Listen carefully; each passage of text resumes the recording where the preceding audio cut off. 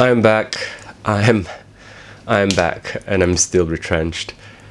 And I have a proper vlog setup now, which is quite exciting. I have lights, I have an old microphone that I used to use.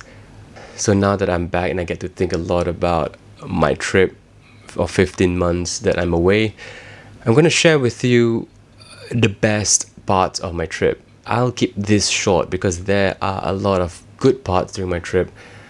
I'll keep it to three. Number one would be rock climbing.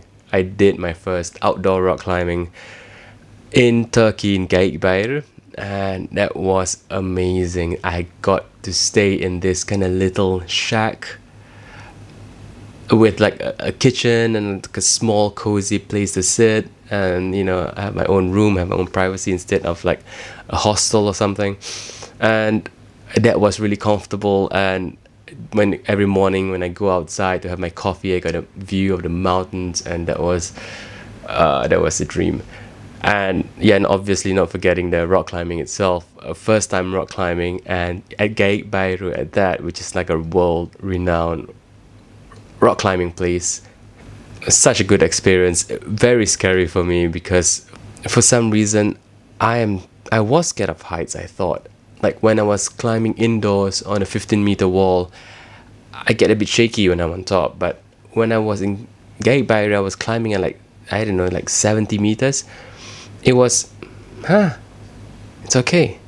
I wasn't trembling or anything. So that was quite surprising, and the view was breathtaking. So that was like my first real proper rock climbing, and that was amazing.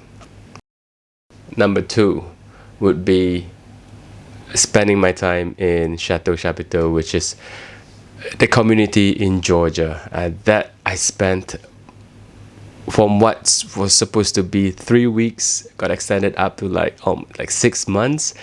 That was crazy. The amount of the people that I met was amazing. It's such a unique place, such a unique community, and to be to be so far from the city in a village where the river runs through the backyard and there's the mountains. I mean, Georgia has really amazing landscapes, and that place is just so serene. There's so many things I learned about myself over there, and so many connections I made. So that definitely has a special place in my heart for sure. Last but not least, the third one would be my cycling. Although my cycling was really short, I didn't cycle much, to be honest. I just liked the idea of cycling, and the last time I cycled was like, I don't know, just 5 days or something, when it was like 8-9 years ago. I was cycling from Poland to Czech, and this time I wanted to do the same because I held on to that feeling of cycling, the freedom, the whizzing through the roads between greeneries on both sides. That was so serene, and I wanted that again. And the camping and solitary feeling to cook. The last time I didn't cook, so now I'm able to cook and to cycle, to plan my time, to just be wherever, whenever. And yeah, that was, although it was one of my best moments during my trip, it was quite a struggle as well. I was almost caught up in a storm where I couldn't pitch my tent.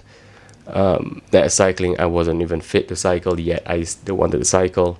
And yeah, obviously it wasn't financially the smartest move when you travel, but like the experience itself, worth it.